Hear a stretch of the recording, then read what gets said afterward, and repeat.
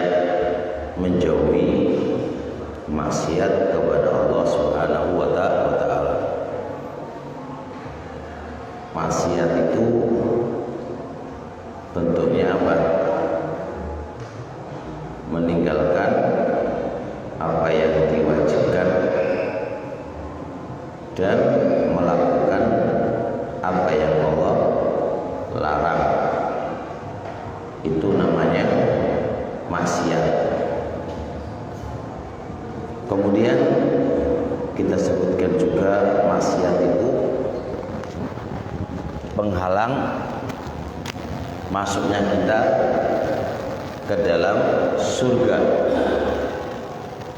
Maksiat itu penghalang masuknya kita ke dalam surga, alias sebab masuknya neraka adalah maksiat kepada Allah Subhanahu wa Ta'ala. Kemudian setelah paham poin-poin di atas, maka betapa pentingnya kita mempelajari kiat-kiat supaya kita terhindar dari maksiat,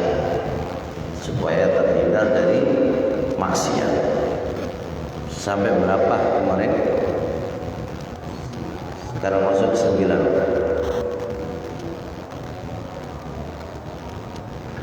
Nah, al-qaidatu tasiatu, kiat yang nomor 9 di dalam menjauhi maksiat. Ayyashhadal abdu masyhadal mu'ajalati, hendaknya seorang hamba menyaksikan persaksian disegerakan kematian,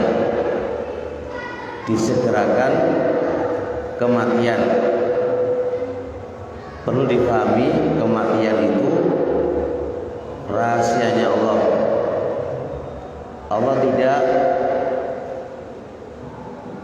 Allah tidak mengkabarkan tentang kematian kita. Yang penting Allah nyampaikan kalau sudah datang waktunya tidak bisa dimajukan dan tidak bisa dimundurkan. Itu aja.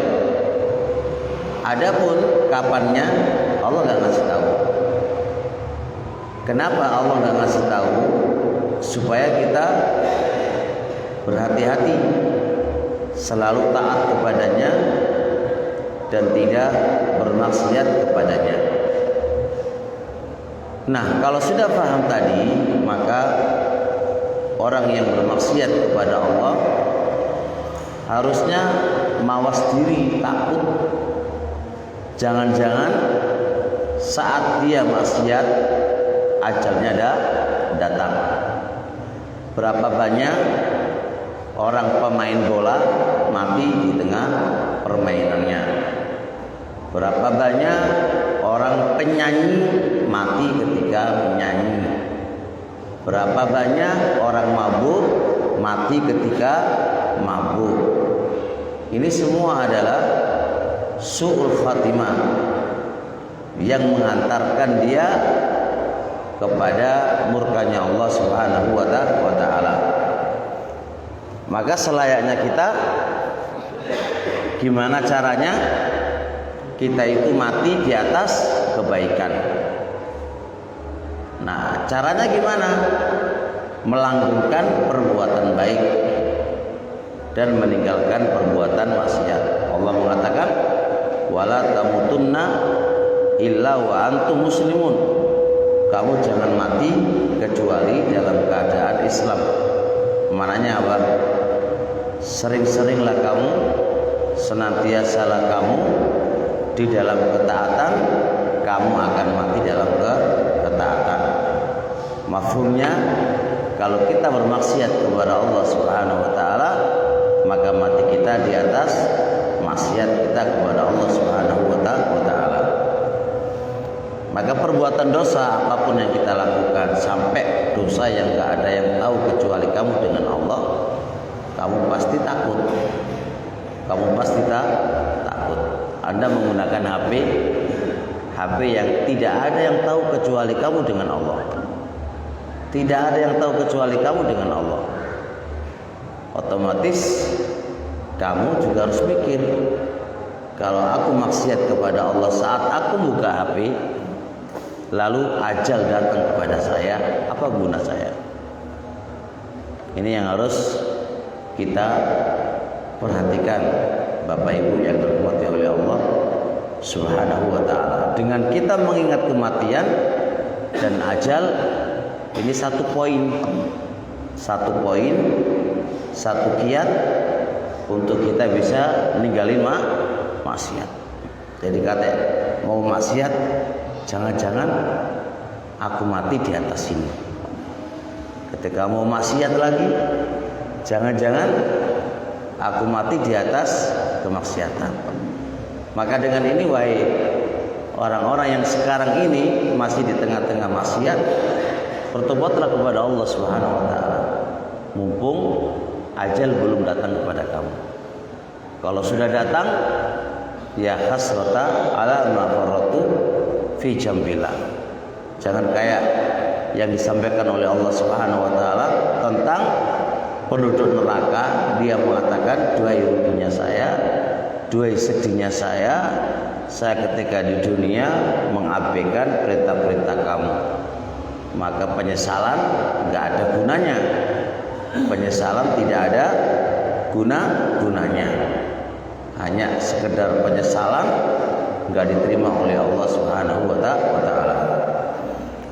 Wahwa, maka dia seorang hamba, ayyakhafa, supaya dia khawatir, ayyu ajilahul ajalu, ajal itu menimpa kepada dia dengan cepat.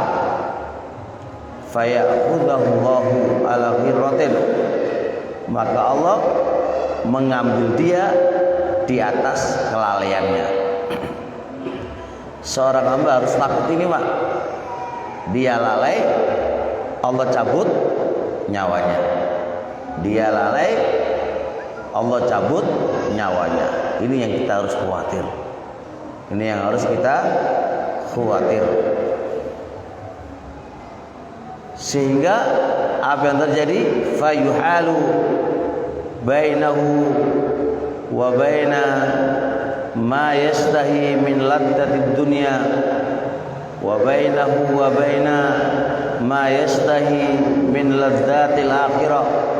Kematian itu adalah pemisah antara kesenangan dia, antara dia dengan kesenangan kelezatan dunia, pemisah antara dia dan antara apa-apa yang dia kehendaki dari kelezatan akhirat. Oleh karenanya Rasul alaihi salatu wasallam bersabda, "Aktsiru dzikra hadhimil ladzati." Perbanyaklah kalian semuanya mengingat penghancur kelezatan. Penghancur, pemutus kelezatan adalah kematian. Baik itu kelezatan dunia maupun kelezatan akhirat terputus dengan Anda mati di atas kemaksiatan kepada Allah Subhanahu wa ta'ala. Kalau kita mati di atas kemaksiatan, berarti apa? Kita nggak bisa merasakan kelezatan akhirat. Hanya kita merasakan kepedihan dan dahsyatnya akhirat. Oleh karenanya dalam sebuah hadis Nabi alaihi salatu wasallam membahas tentang wanita-wanita penduduk surga. Kata Rasul, "Ala ukhbirukum binisa'i ahlil jannah." Mau enggak aku kabarkan kepada kalian wanita penduduk surga. Lihat bagaimana cara berpikir wanita penduduk surga. Dia itu walau zulimat andai kata dia didolimi oleh suaminya, bukan dia mendolimi suaminya, dia didolimi oleh suaminya, maka dia mengambil tangannya suami, diletakkan di tangannya dia, sambil dia meminta maaf, dan dia mengatakan, tidaklah saya bisa memejamkan mataku walaupun sejenak sampai engkau itu ridho kepadaku. Berarti kan istri solihah, dia selalu berpikir jangan-jangan di saat kita lagi marahan sama suami, di saat dia lagi marahan kepada suami dan suami tidak ridho kepadanya, ajal datang kepadanya menjemput dia. Ketika menjemput dia, suami nggak ridho kepadanya, maka dia termasuk penduduk neraka, Wanita yang baik, dia berpikir itu, walaupun suami yang salah, maka dia tetap segera mengambil tangannya suami dan meminta maaf kepada suami, dan dia mengatakan, saya tidak akan bisa tidur walaupun sekejap sampai kamu itu ridho terhadapmu. Coba lihat, perhatikan. Karena dia berpikir, Pak, jangan-jangan kalau pas aku begini keadaannya, lagi marahan dengan suami saya, ternyata ajal datang kepada saya, maka Allah nggak ridho denganku karena suami nggak ridho kepadaku. Allah nggak ridho kepadaku karena suami tidak ridho kepadaku. Jadi bukan kayak wanita sekarang ego-egoan ya. Ego-egoan, ya kalau suami nggak mau minta maaf, saya nggak bakal mau minta maaf. Bahkan lebih aneh lagi, dengan kondisi semisal itu, istri malah tidur nyenyak, tidak pernah merasa dia itu berdosa, tidak pernah dia itu merasa berdosa kepada Allah Subhanahu Wa Taala. Coba andai kata dia berpikir ulang, seandainya ajal itu datang kepadanya, maka apa yang terjadi pada dia? Suami nggak ridho kepadanya, ajal datang kepada dia, maka dia menjadi mati dalam keadaan su'ul khatimah. Maka begitu pula dosa-dosa yang lain yang dilakukan oleh suami, ya, yang dilakukan oleh kita. Ingatlah, kematian itu rahasianya Allah loh. Kita nggak bakal tahu kapan kematian kita. Kematian ini tidak mengenal mana tua dan mana muda. Berapa banyak orang yang tua cepat pengen mati, tapi nggak mati-mati juga. Anak muda yang pengen tidak mati, tapi ternyata mati juga. Maka itu bukti kematian bukan di tangan kita, tapi di tangan Allah Subhanahu Wa Taala. Ada orang yang berdoa supaya dia mati, ya nggak mati-mati, padahal dia minta kematian.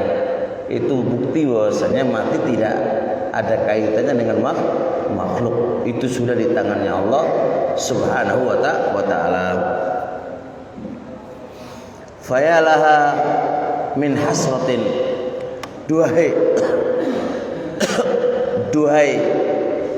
kerugian yang menimpa kepadaku. Duhai kerugian menimpa kepadaku. Kenapa kerugian? Karena dia mati dalam keadaan maksiat. Karena dia mati di dalam kemaksiatan. Orang yang mati dalam kemaksiatan itu sebuah kerugian. Sebuah kerugian. Ma'amarroha, alangkah pahitnya. Ma'amarroha, alangkah pahitnya. Wa ma'as'abaha, dan alangkah sulitnya. Pahit kehidupan di alam kubur, susah kehidupan di alam kubur. Lakin ma ya'rifu illa man jarrabaha. Cuma tidak ada yang bisa mengetahui susah dan pahitnya kehidupan di kuburan kecuali orang yang sudah pernah mencobanya. Kecuali orang yang sudah pernah mencobanya.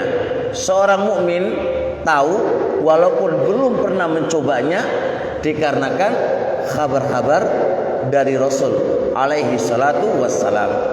Misal contoh sebuah hadis yang panjang, ketika ajal ini mau diambil oleh malaikat Israil, Allah itu perlihatkan mangdarahu ilal jannah au ilan nar.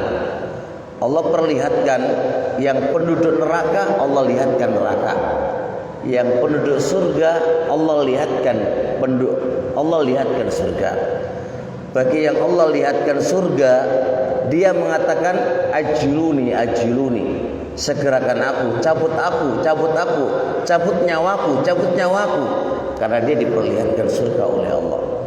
Begitu pula orang yang diperlihatkan neraka, maka dia meminta supaya dikasih tangguh. Dia meminta supaya dikasih tangguh, supaya dia bisa bertobat kepada Allah dan bisa berbuat kebaikan. Itu baru di awal kematian. Belum lagi ajal ketika dicabut nyawanya. Bagaimana orang baik ketika dicabut nyawanya, dan bagaimana orang yang bermaksiat dicabut nyawanya. Gak usah dibayangkan bagaimana sakitnya ketika dicabut nyawa. Innalil mauti sakaratin. Sesungguhnya pada kematian itu memiliki sakarat. Sakarat itu beberapa hal yang susah, beberapa hal yang menyakitkan. Sakar itu beberapa hal yang menyakitkan. Jadi cabutnya nyawa itu bukannya hal yang mudah, yang gampang, tidak. Itu hal yang menyakitkan. Dan Rasulullah Shallallahu Alaihi Wasallam pun berdoa, Allahumma ya Allah, hawwin alaina sakaratil maut. Ya Allah, permudah bagi kita di dalam penyebutannya nyawa. Jadi teman-teman semuanya, kematian itu pasti datang kepada kita. Kita nggak tahu kapan datangnya, dan bisa jadi Allah mengambil nyawa kita di saat kita lalai, di saat kita maksiat kepada Allah. Maka berhentilah wahai pelaku maksiat, berhentilah wahai orang yang hendak maksiat. Ajal itu datang kepada kamu. Kemudian kalau sudah ajal itu datang sedangkan engkau di titik maksiat kepada Allah, maka tidak ada kata susah kecuali saat itu, dan tidak ada kata pahit kecuali saat itu. Itu saat-saat pahit dan saat-saat yang susah. Maka setelah keterangan ini, maka berfikirlah wahai pelaku maksiat. Berfikirlah wahai pelaku maksiat, supaya kau berhenti dari maksiat kamu. Berfikirlah kau wahai orang-orang yang hendak maksiat. Ingat loh, innamal a'malu bil khawatim. Amal itu tergantung akhir dari hayatmu.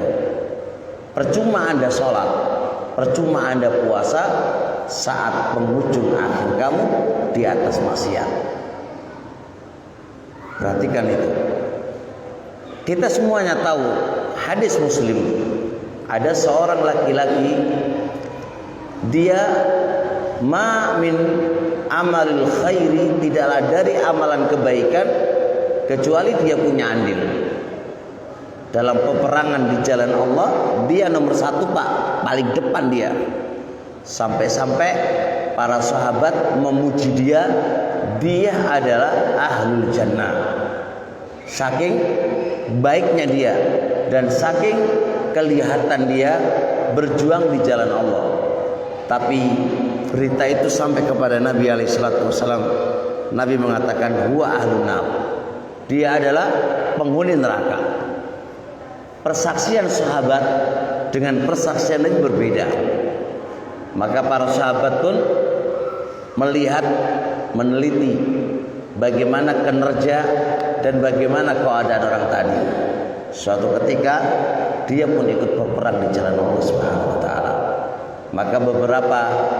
Maka beberapa anak panah menusuk dia, dan dia tidak sabar atas sakit yang dia derita, maka dia pun mempercepat kematiannya dengan membunuh dirinya.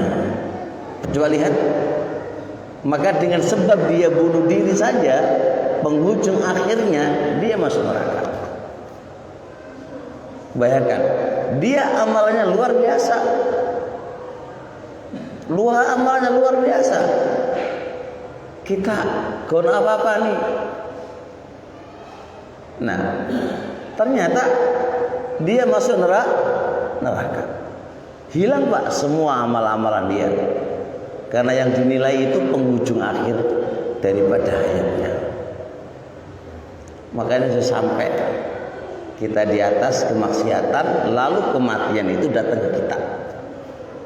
Kita lagi nonton orkes, tiba-tiba kematian datang ke kita. Kita lagi pemain orkes, tiba-tiba kematian datang ke kita. Atau kita lagi lihat HP, mainan game, tiba-tiba kematian datang kepada kita. Enggak ngeri? Apa enggak ngeri? Ngeri ya, ngeri.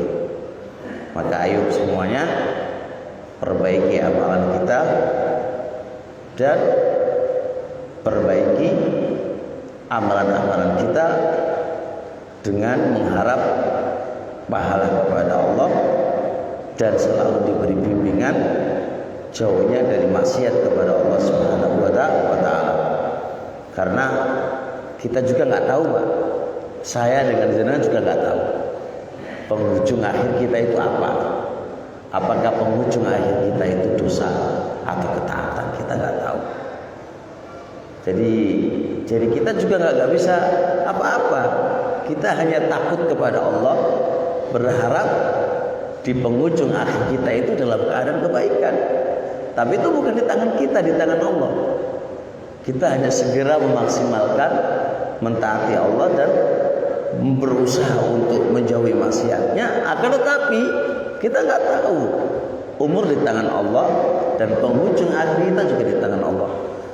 Kita malah ngeri juga apa yang Rasulullah SAW sampaikan kepada kita, innar rajula la ya'malu amala ahli jannati falaysa bainahu wa bainahu dira'un illa wa laysa bainahu wa bainal jannati illa dira'un fayasbiqu alaihi alkitabu fayamalu bi amali ahli nar fayadkhulun nar. Ada seorang laki-laki itu beramal dengan amalan ketaatan, sampai-sampai tidak ada antara dia dengan surga kecuali satu hasta. Tinggal sebentar saja, Pak. Dia masuk ke surga, tinggal sebentar saja. Tapi takdir Allah mentakdirkan lain kepada dia. Maka dia beramal amalan ahlun nar dan dia mati di atas itu dan dia masuk ke dalam nerakanya Allah. Kita nggak tahu, Pak, penghujung akhir kita. Penghujung akhir kita nggak tahu. Nah, kata para ulama, orang-orang yang semisal ini adalah punya riya. Di dalam dia beramal kebaikan itu punya riya. Yang kedua, dia punya maksiat terselubung yang tidak ada yang tahu kecuali dia dengan Allah Subhanahu wa taala. Maka Allah tampakkan itu di akhir hayatnya. Allah tampakkan itu di akhir hayatnya. Makanya dosa yang terselubung yang tidak ada yang tahu kecuali engkau dengan Allah, itu Allah akan tampakkan di akhir hayat Anda. Allah akan tampakkan di akhir hayat Anda, di akhir hayat Anda. Ngeri, Pak, ngeri. Makanya dosa itu adalah penghancur masa depan Anda. Dosa itu adalah penghancur masa depan Anda, penghancur kebahagiaan Anda di akan datang. Makanya nggak ada gunanya, sudah ayo tobat. Oh, itu penghancur kebahagiaan kita di masa depan. Kok kita pelihara kan itu? Kok kita lakukan? Terus yang terakhir, teman-teman semuanya, kita jangan lupa berdoa kepada Allah Subhanahu wa taala keselamatan. Kita nggak bisa mengandalkan tenaga kita, otak kita. Insya Allah kita aman, nggak bisa Pak. Siapa kita? Kita orang yang lemah, orang yang selalu lari kepada Allah. Mohonlah kepada Allah ketetapan hati supaya terus bisa istiqomah. Ya muqallibal qulub, tsabbit qalbi ala ta'atik. Ya musarrifal qulub, sharrif qulubana ala ta'atik. Hanya Allah yang bisa mengistiqomahkan kita di jalannya. Hanya Allah yang bisa mengistiqomahkan kita di jalannya. Hari ini Pak kita taat. Kita nggak tahu setelah ngaji ini kita maksiat kepada Allah. Hari ini saat ini kita taat kepada Allah. Setelah Isya kita maksiat kepada Allah. Siapa yang megang tangan? Siapa yang megang hati kita? Itu Allah. Makanya sering-seringlah kita berdoa kepada Allah, ketetapan hati, istiqomah di atas ketaatan kita kepada Allah Subhanahu wa taala. Kemudian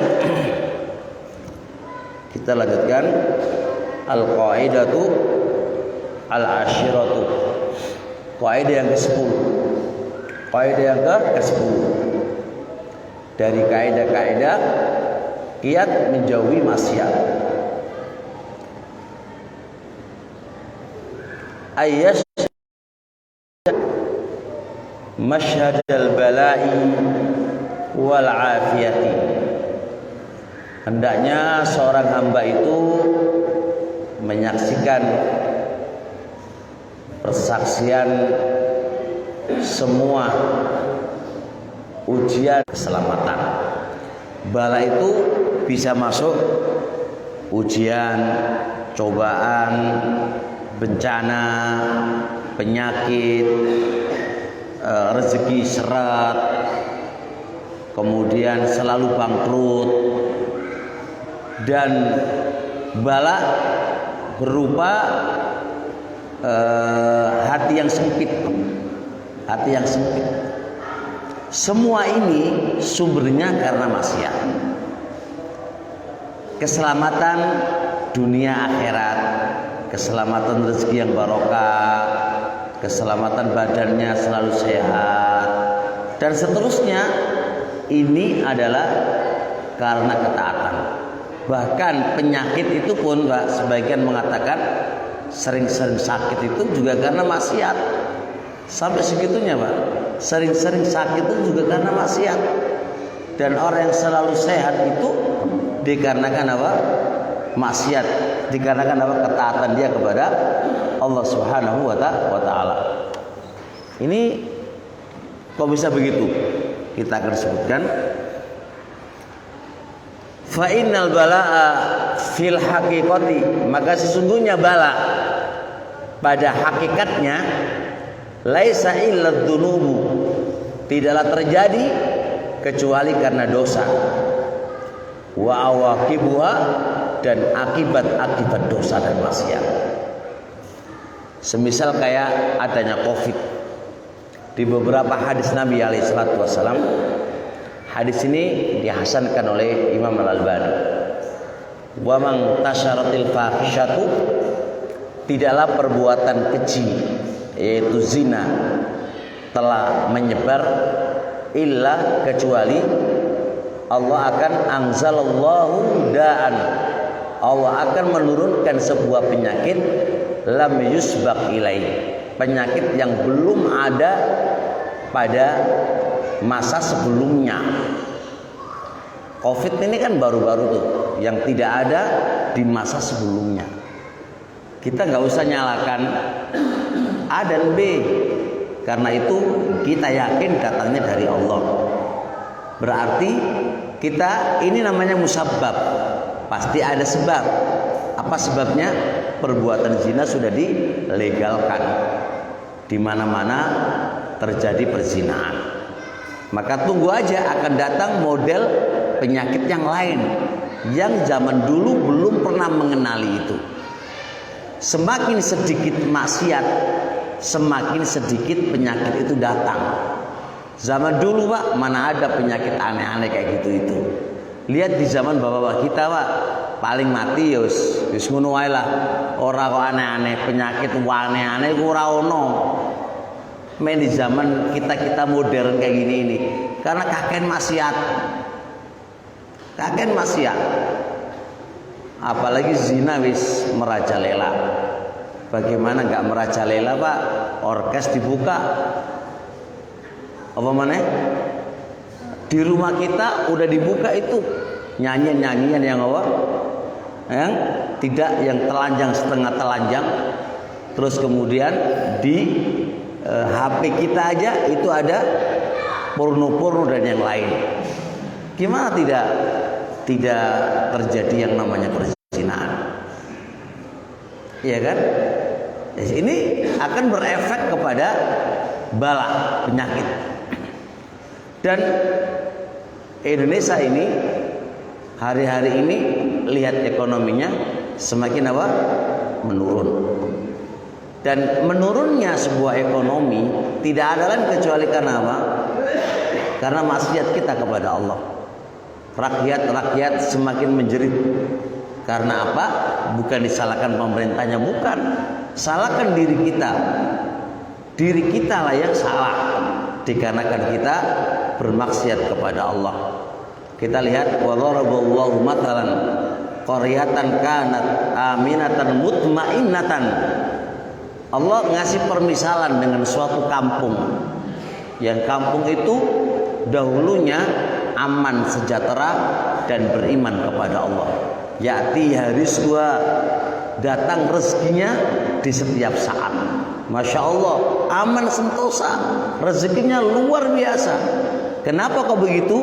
Karena kampung itu aminatan mutmainnah, beriman kepada Allah Subhanahu wa taala.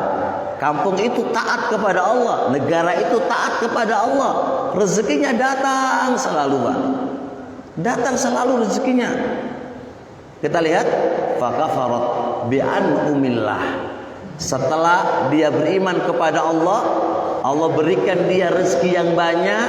Di setiap saat rezekinya luar biasa, melimpah rezekinya. Ternyata dia kufur kepada Allah. Kufur nikmat. Nikmat yang Allah telah berikan itu dipakai maksiat kepada Allah Subhanahu wa taala. Nikmat yang Allah berikan kepadanya itu dinisbahkan bukan kepada Allah tapi kepada dirinya.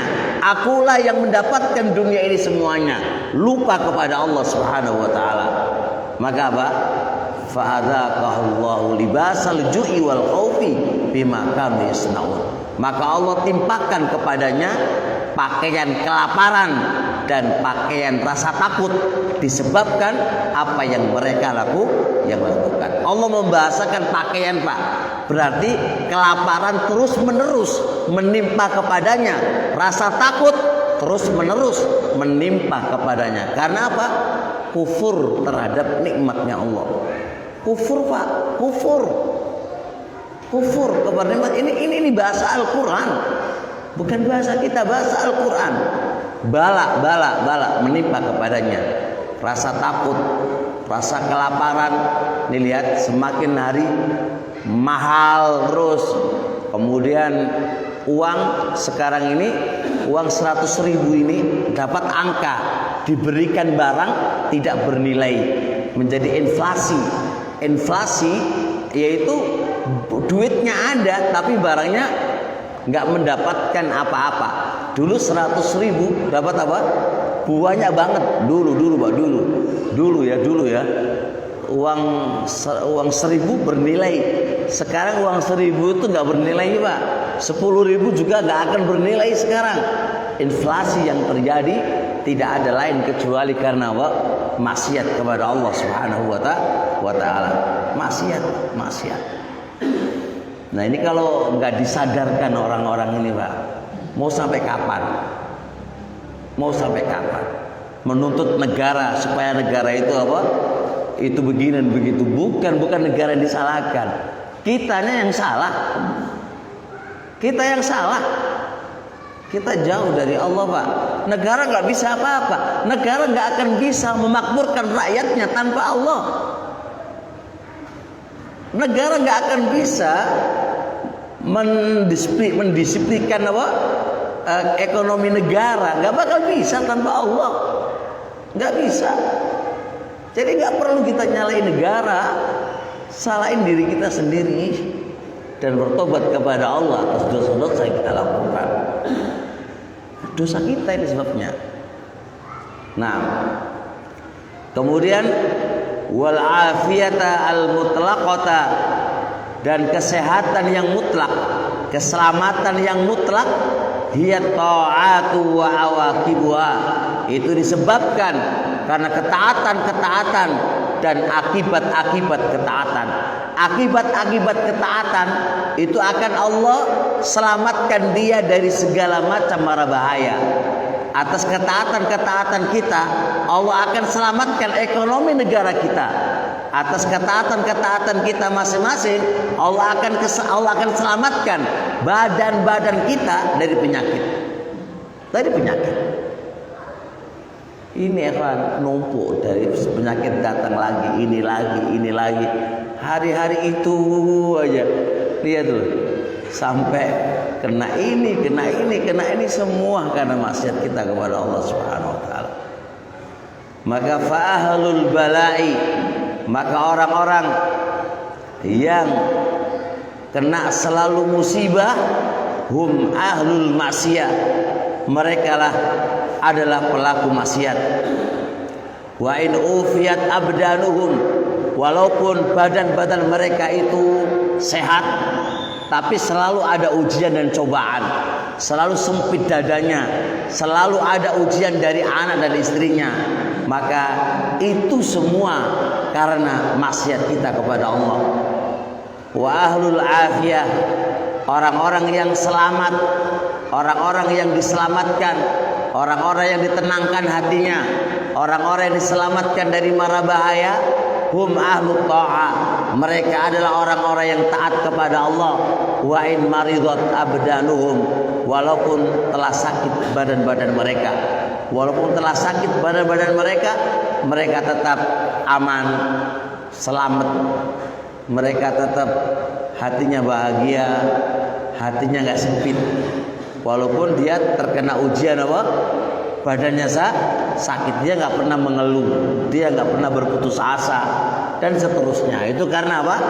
Karena mereka ahlu taat. Beda dengan ahlu maksiat, badannya sehat, duitnya banyak, tapi terus mengeluh aja, hatinya sempit, seakan-akan apa? Dunia itu menyempit dia. Kena sedikit masalah langsung goyang, kena sedikit masalah di keluarganya dia langsung goyang. Ini semua karena apa? Maksiat dia kepada Allah Subhanahu wa taala. Oleh karenanya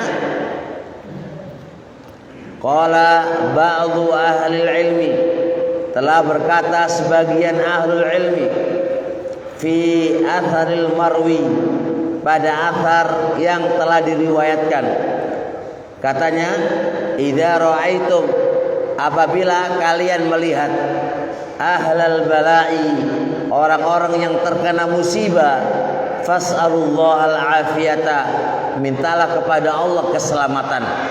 Maknanya mintalah kepada Allah keselamatan, taati Allah, Anda tidak akan terkena bala. Kalau orang-orang yang terkena bala itu dikarenakan maksiat kepada Allah.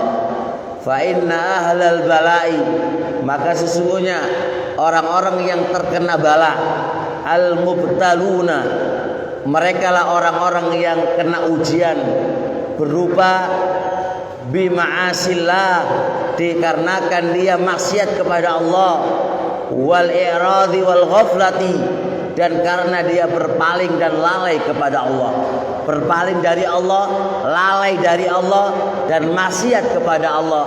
Mereka adalah ahlul bala, orang-orang yang terkena musibah. Hada, inilah wa in kana a'zamul bala'i, wa in kana a'zamal bala'i, fal lafdhu yatanawalu anwa'al mubtalina fi abdanihim wa adyanihim.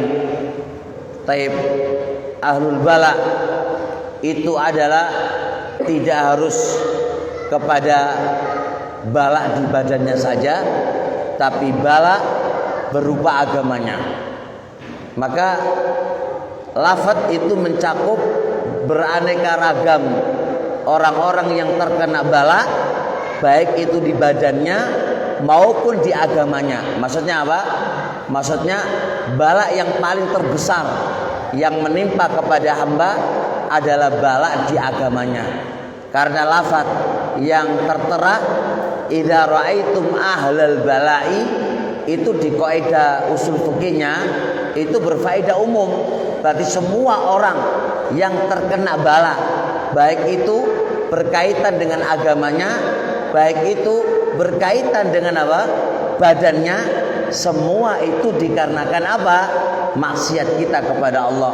Berkaitan dengan agama kayak apa? Diuji oleh Allah, malas sholat. Sholat pun gak pernah tenang. Sholat pun gak pernah bahagia. Sholat pun gak pernah apa? Gak pernah tomaknina. Sholat pun gak pernah lezat dan gak pernah merasa nikmat. Itu ujian, Pak. Itu ujian, itu bala itu. Kita sholat gak pernah mendapatkan ketenangan. Kita sholat gak pernah mendapatkan kenyamanan. Kita sholat gak pernah mendapatkan kelezatan. Itu bala berkaitan dengan agama kita. Berkaitan dengan agama kita. Dan itu semua karena apa? Maksiat kepada Allah Subhanahu wa ta'ala. Orang lain bisa menjalankan perkara-perkara sunnah dengan nikmat. Kita tidak bisa menjalankan perkara-perkara sunnah. Wajib saja kita itu Senin Kemis itu wajib, Pak. Apa maneh? Sunai. Senin Kemis kadang sholat, kadang enggak. Kadang sholat, kadang baca Quran, kadang enggak. Maksiat terus. Ya iyalah, maksiat terus, ketaatan pasti terkikis habis. Semakin Anda maksiat, semakin terkikis habis ketaatan kamu kepada Allah. Dan jangan-jangan nantinya kewajiban pun akan tidak bisa terlaksana dikarenakan kemaksiatan dia kepada Allah. Dan ini adalah musibah yang terbesar bagi hamba. Terbesar musibah bagi hamba adalah apa? Rusak agamanya, hancur agamanya. Baik. Qala Ibnu Abbas, berkata Ibnu Abbas, innalil hasanati, sesungguhnya pada ketaatan itu memiliki pengaruh. Pengaruh yang pertama, dhiya'an fil wajhi, ada cahaya di wajahnya. Pengaruh ketaatan itu membuat terang wajahnya, walaupun hitam, Pak. Tapi karena ketaatan maka tidak hitam itu nggak bureng gitu ya. Hitamnya nggak bureng, Pak. Tapi apa? Iya, bersinar ya, bersinar. Ya bersinar. Delok wong-wong sing kerja nang laut iki lho, wireng kan. Tapi karena dia taat sama Allah kan, jadi bersinar. Enggak menyeramkan kan, ada hitam yang medeni wong gitu kan. Ada yang hitamnya itu enggak nakut-nakutin orang. Hatta wajahnya putih pun kelihatan apa? Suram. Dikarenakan kemaksiatan dia kepada Allah. Jadi ketaatan itu membawa efek di wajah. Wajah itu cemerlang putih bercahaya. Wa nuron fil qalbi, masih ketaatan itu ada cahaya di hatinya. Berarti kan, Pak?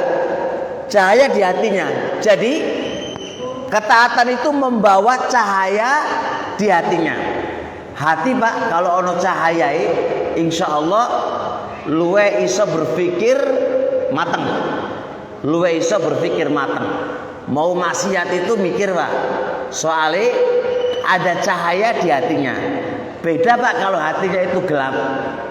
Kalau hatinya gelap itu ya nggak akan bisa membedakan mana haram mana halal. Tabrak wae wis. Contoh wanita ini duwe bojo, Pak. Kalau dia ada cahaya di hatinya mikir, aku lo duwe bojo, kenapa aku pacaran sama orang lain? Kenapa aku menaruh hati kepada orang lain? Oh, aku duwe bojo. itu kalau ono cahayai Pak. Tapi kata gak ono cahayai disikat wae bojo-bojone wong ora ono masalah. Soalnya ora ono cahayai Pak. Wong hatinya itu gelap. Yang namanya hati gelap itu nggak ngerti mana halal mana haram. Disikat wae Pak. Nah makanya ketaatan itu membawa efek baik berupa ada cahaya di hatinya. Kemudian wasi'atan fil rizki, diluaskan rezekinya, diberkahi rezekinya.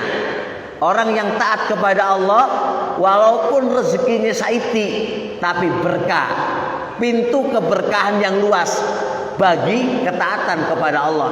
Saya terjemahkan siatan itu bukan luas Pak, tapi keberkahan. Keberkahan di dalam rezekinya. Walaupun saiti sepenting berkah. Berkah itu iso membawa saiti tadi akeh. Soalnya berkah. Saiti bisa menjadi anak-anaknya itu orang-orang yang taat kepada Allah dikarenakan keberkahan dia di dalam mencari rezeki. Tapi ono Pak, wong sugih duwite wakeh tapi cara mencarinya itu carane haram, maka anak-anaknya itu koyo iblis kabeh. Kuwabeh koyo iblis, enggak pernah punya rasa kasihan kepada makhluk. Pokoknya digetno wae, sombong, dan dia enggak pernah peduli kepada orang lain, Pak. Soalnya kaken mangan barang haram. Wa quwwatan fil badani, dan ketaatan itu memberikan kekuatan di badannya. Walaupun dia itu cilik, walaupun dia itu mangane mesegotok, tapi dia kuat. Lihat sahabat Nabi alaihissalatu wassalam Pak, mangan opo Pak mereka ketika perang Khandaq sampai mereka kelaparan. Kelaparan gak jadi masalah, tetap kuat badan mereka. Maka kekuatan badan itu bukan di kayak di sekolah-sekolah itu apa? 5 sempurna kan? Enggak, kita ganti Pak. Kekuatan badan letaknya di ketaatan kepada Allah. Masuk sampean itu mangan wena-wena, kalau kakek maksiat penyakitan awakmu. Yo, tenan itu. Jadi bukan di situ.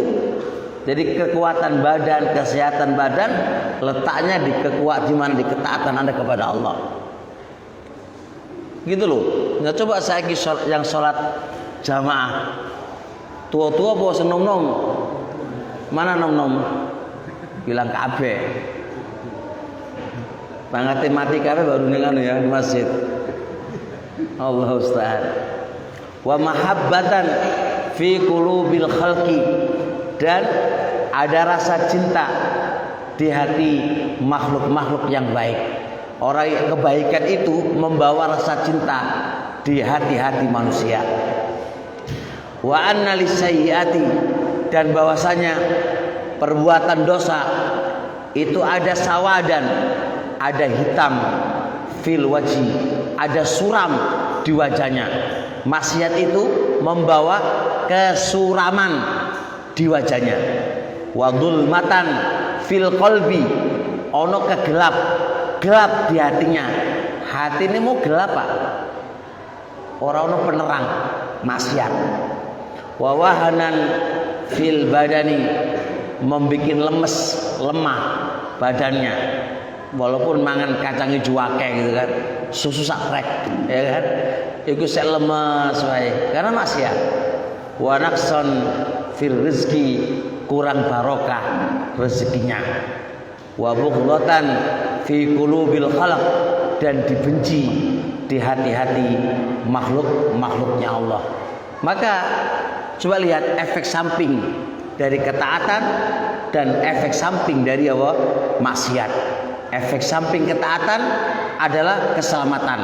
Efek samping maksiat adalah bencana dan penyakit.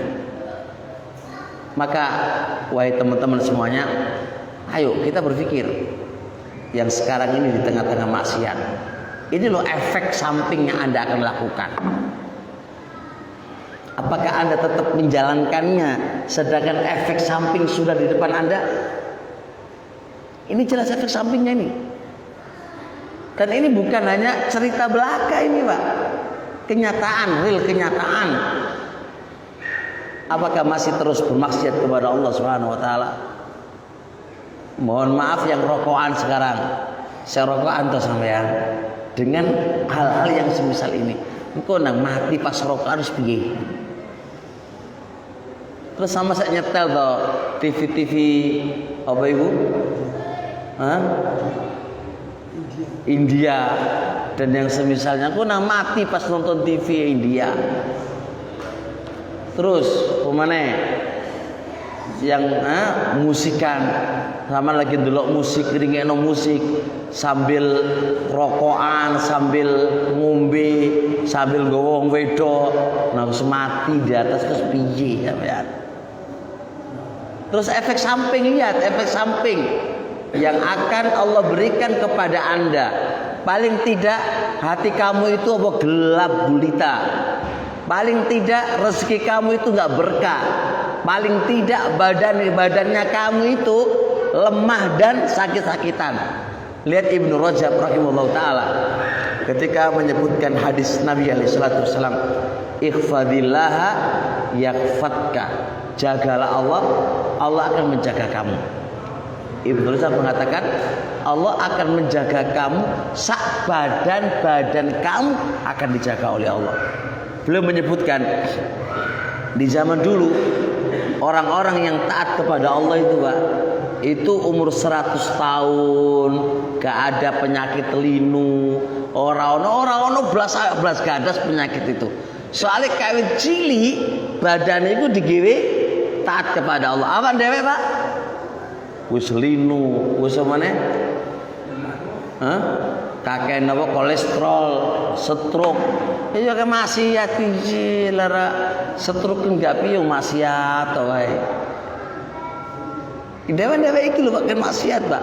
Maksiat ono sing nampak, ono sing terselubung wis. Mari ujuk-ujuk mati. Mati niki napa? Asam urat. Apa maneh?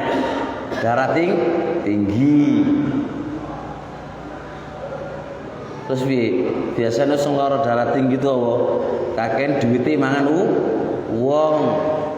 Hati semuanya ini semua ada efek samping Pak. Maksiat itu ono efek sampingnya. Bukannya enggak ada. Masya Allah. Udah ada? Udah ada?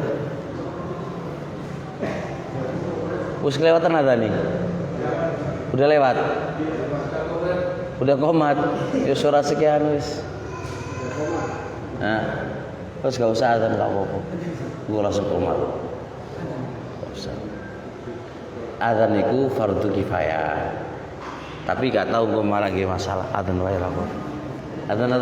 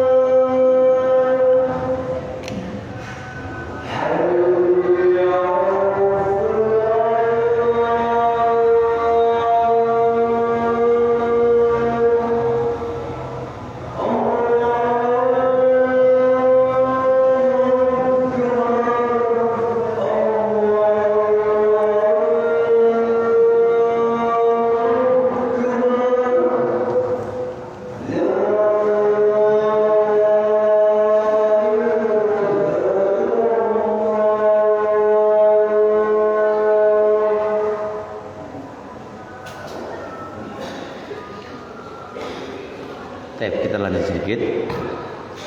Lihat firman Allah, wa qala ta'ala, man a'rada an dzikri fa inna lahu ma'isyatan dhanka.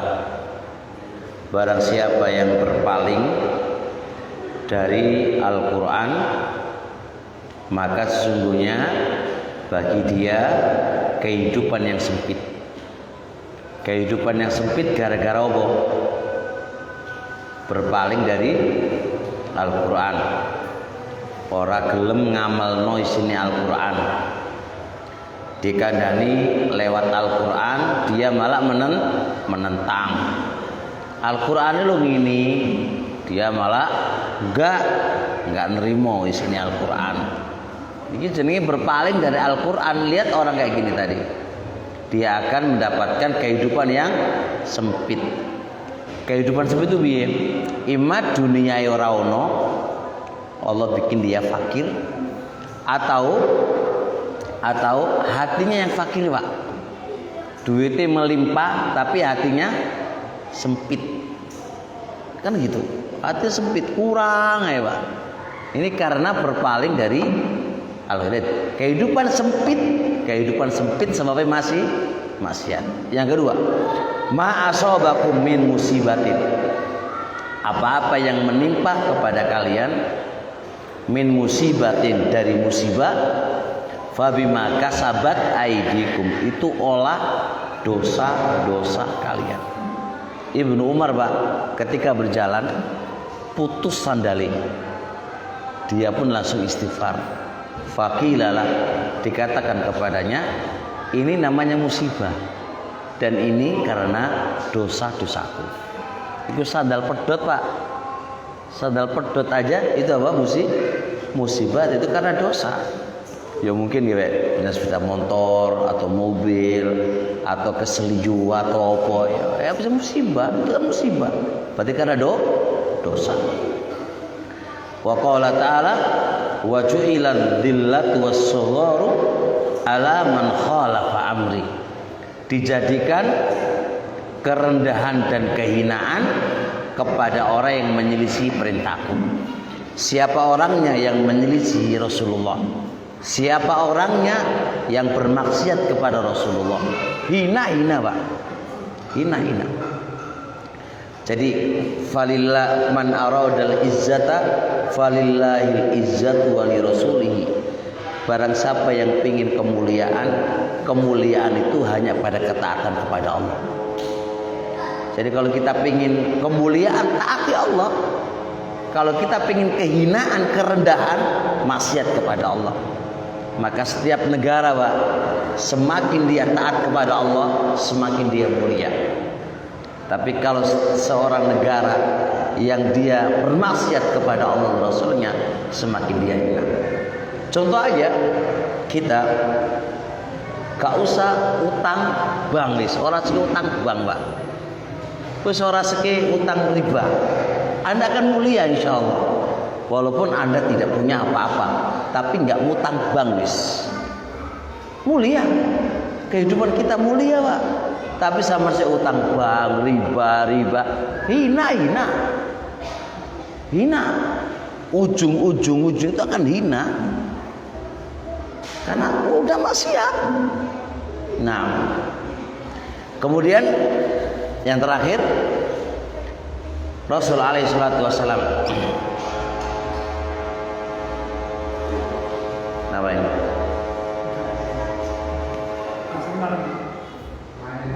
Pasar malam. Oh, mengganggu ini. Tape yang terakhir ini adalah kasus tentang orang nggak sholat malam, Pak. Nggak sholat malam. Ini sebenarnya bukan maksiat, Pak. Keteledoran. Ini berefek. Karena kata Rasul itu, syaitan itu mengikat 3 ikatan di tengkuk orang yang mau tidur. Semua manusia itu, Pak, diikat dengan 3 ikatan di tengkuk kita. Setiap tengkuk itu, setiap ikatan, syaitan itu bacain mantra. Apa mantra ini? malam sepanjang turu wae gak usah sholat. Wis iku mantrai Pak. Gampang tuh mantrai disebul ngono wae iki malam sepanjang turu wae. Terus kalau kita alhamdulillah bangun malam dan berzikir kepada Allah, lepas satu ikatan.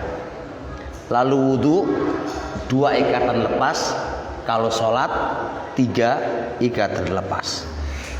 Nah kalau dia bisa sholat malam, maka di waktu paginya dia akan nasyiton thayyiban nafsi. Dia akan giat dan jiwanya itu jiwa yang baik. Perhatikan Pak, berefek orang yang sholat malam itu efeknya jiwanya itu jiwa yang baik. Gak pendendam, jiwanya itu gak kok muring-muringan, jiwanya itu pemaaf, jiwanya itu sama orang itu gak kok selalu nuduh, enggak. Itu jiwanya baik Pak. Dan giat beribadah kepada Allah. Nah kebalikannya, jikalau kita nggak bisa sholat malam Pak, 3 ikatan ini berefek. Apa itu? Kaslana khabisan nafsi. Kita itu malas beribadah dan jiwa kita itu busuk. Itu semalam Pak. Sekarang dari dulu sampai sekarang kita nggak pernah terikatkan ini, ya, nggak pernah terlepas ikatan setan ini. Makanya jiwa kita jiwa yang busuk. Karena apa? Karena sebab ikatan setan itu nggak terlepas dari tengkuk kita. Efek bro. Padahal itu nggak maksiat loh Pak, nggak maksiat loh. Tapi efek samping orang nggak taat kepada Allah Subhanahu Wa Taala itu efeknya luar biasa itu. Menjadi jiwa yang baik, jiwa pemalas, jiwa pendendam. Ini semua apa kan? Karena maksiat ya kan. Bahkan dalam hadis yang lain itu, kalau dia nggak sholat malam, asyaitonu bala fi udunai. Syaitan itu ngencingi di 2 telinganya Pak. Makanya kadang-kadang kita kopok barang itu kakek apa? Dikencingi sama syaitan, dikencingi sama syaitan Pak. Karena nggak sholat malam, bayangkan turu wae, apalagi digiwe apa? Delok bal-balan, pemane ngopi, ya wis wake kencingi syaitan itu di telinga-telinga kita. Ini adalah efek samping daripada dosa yang kita lakukan. Jadi kayak gini keadaan kita semuanya. Baik, sampai di sini insyaallah. Subhanakallahumma wa bihamdika asyhadu an la ilaha illa anta astaghfiruka wa atubu ilaik. Assalamualaikum warahmatullahi wabarakatuh.